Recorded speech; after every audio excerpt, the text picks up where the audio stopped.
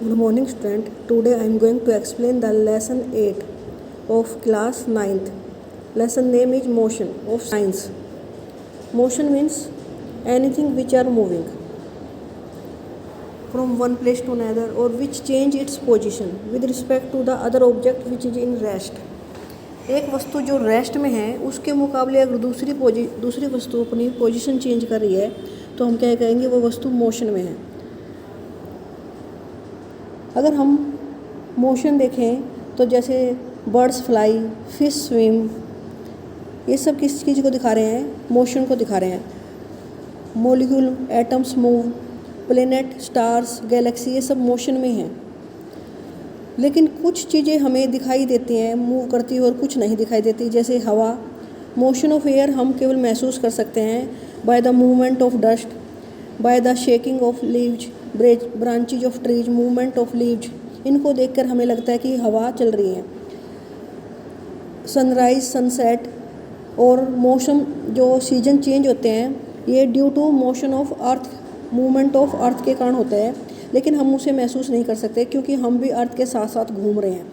ऐसे ही कुछ चीज़ें हैं जिनको हम मूव करते हुए देख सकते हैं लेकिन कुछ को महसूस करते हैं।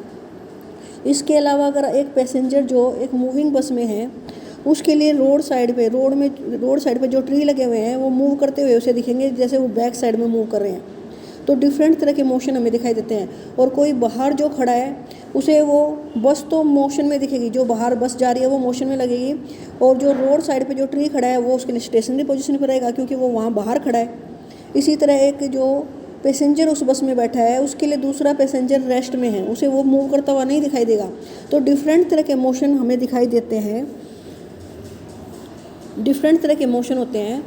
और कुछ मोशन जो कुछ सब्सटेंस, कुछ ऑब्जेक्ट मूव करते हैं स्ट्रेट लाइन मोशन जो सीधे चलते हैं, कुछ सर्कुलेटरी मोशन करते हैं, गोल गोल घूमते हैं, जैसे अर्थ सन के चारों तरफ घूम रही है रोटेटरी मोशन में। कुछ जैसे शीशा ऊपर नीचे वाइब्रेट करता है, कुछ वाइब्रेटरी मोशन करते हैं। आगे पीछे मोशन को क्या बोलते हैं? वाइब्रेटरी मोशन, जो आपने 6th-7th में पढ़ा था। डिफरेंट तरह के मोशन पढ़े थे। Object moving in straight line, object moving in circular motion, object moving in vibratory motion means to and fro motion, आगे पीछे जो मूव करते हैं जैसे झूला। इस लेसन में हम पढ़ेंगे motion of object along a straight line and some equations which will also show the motion of different object through graph and circulation and circular motion. Last इसका टॉपिक होगा सर्कुलर मोशन। सबसे पहले हम पढ़ रहे हैं डिस्क्राइब मोशन। मोशन के लिए अभी मैंने बताया an object is said to be moving with respect to the other object which are in rest. एक वस्तु को हम मोशन में कहेंगे अगर वह दूसरी वस्तु जो रेस्ट में है उसके मुकाबले मूव कर रहा है। उसके लिए अगर हमें किसी वस्तु को देखना है कि वो कैसे मूव कर रही है तो एक रेफरेंस पॉइंट चाहिएगा। जब हम कहते हैं कि एक एग्जांपल है, let's our school in a village is 2 kilometre north of the railway station. तो हमें इस रेलवे स्टेशन जो पॉइंट है, रेलवे स्टेशन से स्कूल 2 किलोमीटर नॉर्थ में है, तो रेलवे स्टेशन को हमें एज ए रेफरेंस पॉइंट ले रहे हैं कि वहाँ से हम नापना शुरू करेंगे कि वो 2 किलोमीटर किधर है। तो वो रेफरेंस पॉइंट जिसे हम फिर क्या बोलेंगे? ओरिजिन। जिस भी पॉइंट से हम किसी चीज़ का मोशन या मूवमेंट नापेंगे उसे ओरिजिन बोलेंगे। एक पर्टिकुलर पॉइंट हमें लेना पड़ेगा कहाँ से हम उस वस्तु की मूवमेंट को नाप रहे हैं कि वो कहाँ, किस दिशा में चल रहा है, कहाँ चल रहा है और कितने वो गति कर रहा है, उसका डिस्टेंस कवर्ड, ये सब नापने के लिए हमें क्या चाहिएगा? एक पॉइंट चाहिएगा कहाँ से हम देखना शुरू करें। तो उस पॉइंट को बोलेंगे रेफरेंस पॉइंट या ओरिजिन। ORIGIN याद कर लेना, से ओरिजिन पॉइंट बोलेंगे।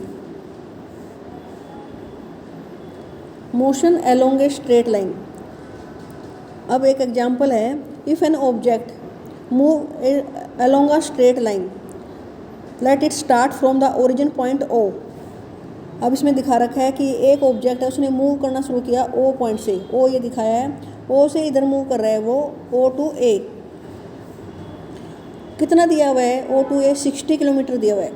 अगर कोई ऑब्जेक्ट O से A जाता है 60 किलोमीटर, फिर वही ऑब्जेक्ट वापस मुड़कर A से B आता है और B से फिर और मूव करता है B to C, तो टोटल डिस्टेंस कवर्ड क्या होगा? The total path length total path length covered by the object is the total distance covered.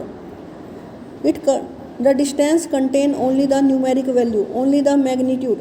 तो किसी वस्तु ने जिसने ओ से चलना शुरू किया, ओ से पहले ए पे गया, ए से फिर बी पे आया, फिर बी से सी पॉइंट पे आया, तो टोटल पाथ लेंथ कितने होगा? Total distance covered is equal to total path length covered by the object. चाहे वो किसी भी दिशा में गया, उसने टोटल जितना भी पाथ लेंथ उसने कवर की, वो उसका टोटल डिस्टेंस कवर्ड होगा।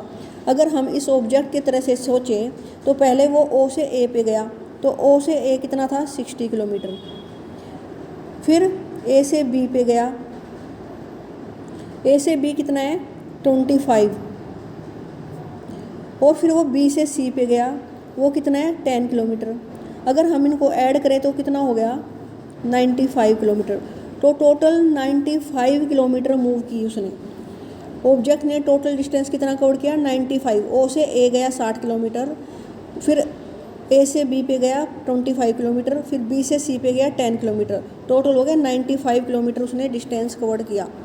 तो distance covered contain only the numerical value. उस न्यूमेरिकल वैल्यू को मैग्नीट्यूड भी बोलते हैं। अगर हम उसका डिस्प्लेसमेंट देखें, डिस्प्लेसमेंट अदर फिजिकल क्वांटिटी है which contain both direction as well as magnitude. And displacement is the shortest distance mention from the initial and final position of the object. अब जो ये ऑब्जेक्ट मूव कर रहा था, उसकी starting position क्या थी? ओ से शुरू किया उसने, उसे इनिशियल पोजीशन बोल देंगे या स्टार्टिंग पोजीशन बोल देंगे। और उसकी जो फाइनल पोजीशन है वो क्या है? सी। वो सी पर आकर रुक गया, तो उसकी फाइनल पोजीशन है C. The shortest distance between initial and final position, the shortest distance between the initial and final position is called its displacement. क्या बोलेंगे उसे? डिस्प्लेसमेंट। डिस्प्लेसमेंट क्या हो गया? The shortest distance between the initial and final position is called displacement. अब उसका displacement कितना हुआ? ओ से सी कितना है? 25 किलोमीटर। तो डिस्टेंस और डिस्प्लेसमेंट अलग अलग फिजिकल क्वांटिटी हैं। डिस्टेंस में तो होता है total path length covered by the object, और डिस्प्लेसमेंट होता है the shortest distance covered by the object between initial and final position.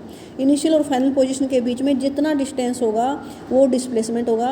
और वो वस्तु जितना लेंथ चलेगी, चाहे वो कितना भी घूम घूम के चले, पहले ओ से ए गई, ए से फिर वापस बी पे आ गई, फिर सी पे आ गई, तो टोटल पाथ लेंथ तो होगी टोटल डिस्टेंस कवर्ड। ये ध्यान करने की बात है, तभी आपको समझ आएगा।